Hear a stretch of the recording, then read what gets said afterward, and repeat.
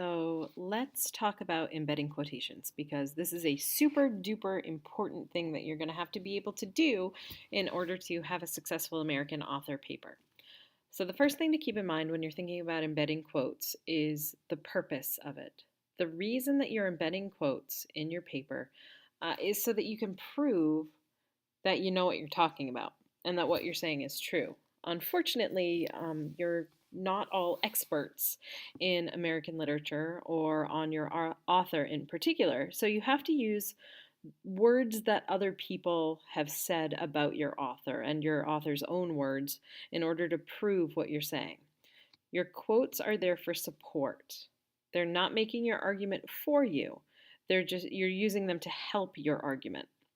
So there are three basic types of information you'll be looking for in terms of finding quotes.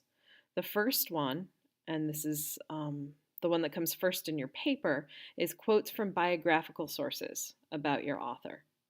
The second one is quotes from critical sources or book reviews about your author's works. And finally, you're going to be including quotes from the books themselves. So really, it's pretty simple to embed quotes. It starts with choosing a good quote. So the first rule of quoting from other sources is to use only what you need. Um, you'll find a lot of really long quotes, and you won't necessarily need all of those. And I know the temptation is often to put those in to make your paper seem longer, but avoid that temptation. The second rule is to incorporate or embed the quote using your own words around the quote. And then finally, you cite the quote. So really, it's a pretty simple process. So let's go through and look at what each step of the process looks like. And I'll do that with a sample that I've created for you. And then we'll take a second and look at the sample papers that you guys have access to. So, rule number one, use only what you need. So let's pretend that I'm writing an American author paper about F. Scott Fitzgerald, and I'm cruising around the internet and I find this quote about his life in an interview that he's given. And Fitzgerald says, "As a boy, my father lived in Montgomery County, Maryland. Our family has been mixed up quite a bit in American history. My great-grandfather's brother was Francis Scott Key, who wrote the Star-Spangled Banner. I was named for him. My father's aunt was Mrs. Surratt, who was hanged after the assassination of Lincoln because Booth had planned the deed in her house. You remember that 3 men and a woman were executed." Pretty fascinating stuff. So in order to put it in my paper, I'm going to focus on the two most interesting parts, the two most important parts of that quote. Number one, his great-great-uncle was Francis Scott Key, whom he is named for. And I always knew that his name was F. Scott Fitzgerald, and he always went by F. Scott. But I didn't realize that the F stood for Francis and the Scott was part of his great-great-uncle's name. So I thought that was really, really cool. And then his great aunt was Mary Surratt, who helped plan the assassination of Abraham Lincoln and was hanged for it, which is a pretty big deal because women had to be pretty bad in order to be hanged in that time period. So when I write my paper with this quote in it, I'm going to use a combination of my words and the source words. So let's look at what that will look like down below. So here's how it would look like. Fitzgerald's family was, quote, mixed up quite a bit in American history. And I decided to keep that from the original because I really, really liked the way the author, the way Fitzgerald himself said that. I thought that was a really nice, sort of understated way to put it. So I decided to keep his words there. At least 2 of his relatives have taken part in major historical events. His grandfather's brother, whom he is named for, is the author of the Star-Spangled Banner, Francis Scott Key. And so what I did here was I just paraphrased what Fitzgerald had said and put it into my own words because there was nothing remarkable about the way he had said that. He just kind of said it. So even though it's interesting information, there's nothing in his words that make me want to keep them. So I just need the information, so I just put it into my own words. Equally important was his great-aunt, Mary Surratt, the only female of the, quote, 3 men and a woman who were executed for the assassination of Abraham Lincoln after Booth planned the deed in her house. Again, I kept both of these, right? The 3 men and a woman who were executed. You'll notice that I changed this quote from the original a little bit in order to make it fit like part of my own writing, right? The original quote says, you remember that 3 men and a woman were executed, and I changed it to 3 men and a woman who were executed. So that's an okay change because it doesn't change the meaning of the quote. It just changes the format of the quote and the wording of it, so it fits better into my sentence. So anytime you're going to make an addition or a change, you put it in brackets into the original text. And that's a signal for your reader that, that you've done something to that quote, that you've changed it a little bit. Okay, and I also like the phrase Booth planned the deed in her house. It makes it sound sort of clandestine. So then what I do is I say something about the quotes. Why did I pick these quotes? Who cares about this information? How does it fit into me talking about my American author? And so this is my analysis a little bit. This connection to American history gives Fitzgerald a unique perspective from which to write his novels. Okay, so which leads into the second rule, incorporate, embed the quote. So if you go back, you notice this flows as all one sentence, right? It's like my writing. You don't get jarred by the quote. It just flows as part of the writing. Same thing down here. The quote is incorporated and embedded, and I even changed it a little bit to make sure that it stayed incorporated and embedded. So I surround the quote with my own words. And then finally, I cite the quote using the in-text citation that citethis4me.com gives me. And I'm telling you guys, citethis4me.com is ultimately probably going to be better for you to use than EasyBib. It's your choice, it's fine, but for EasyBib, you have to create a paid account, I'm pretty sure, in order to get the in-text citation.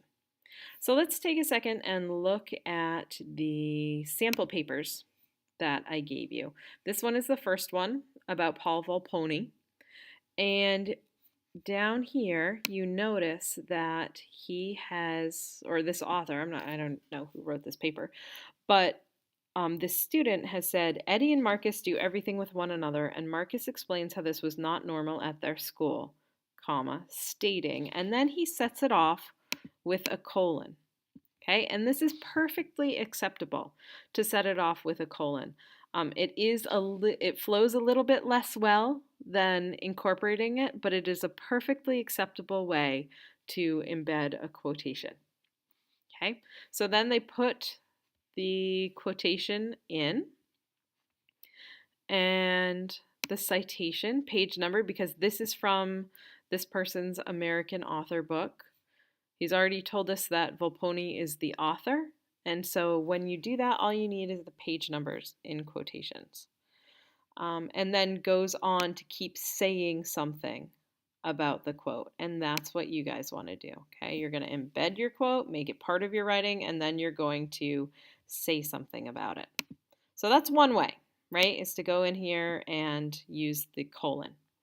Another way that this author looks kind of the same, right, is set off with a colon, says states, like the one before said states.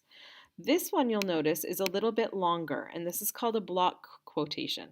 So in one of the videos that I've shared with you on Classroom, it explains when to use a block quotation.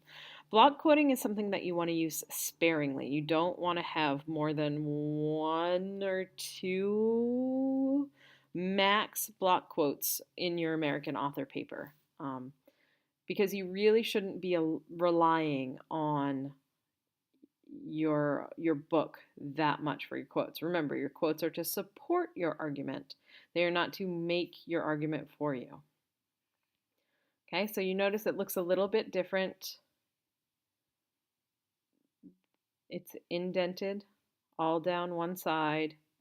The period in this case comes before the citation. In a regular quote, the period goes after the parentheses. So that's something. No quotation marks around it. because you've set it off to the side, so you don't need the quotation marks around it anymore. Another one, right? It says Marcus points out, colon, and then the block quoted.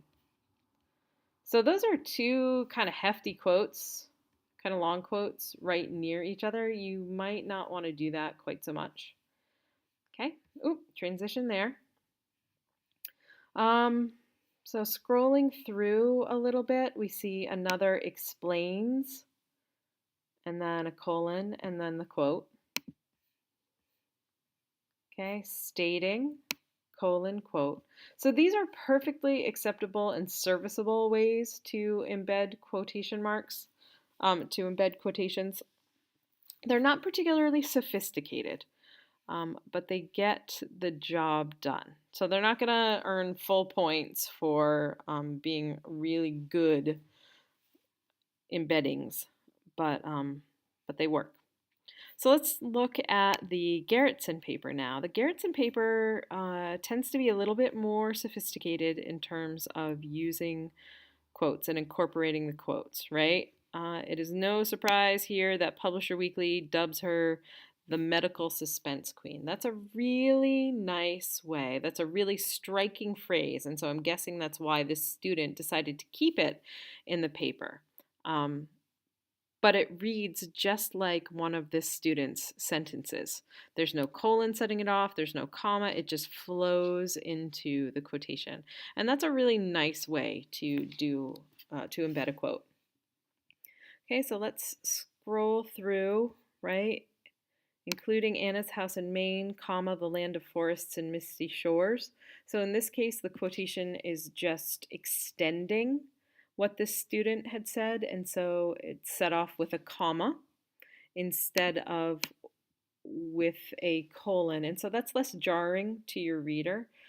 So this student has crafted the sentence so that the quotation just is an extension of the thought, which again is a nice way to do it.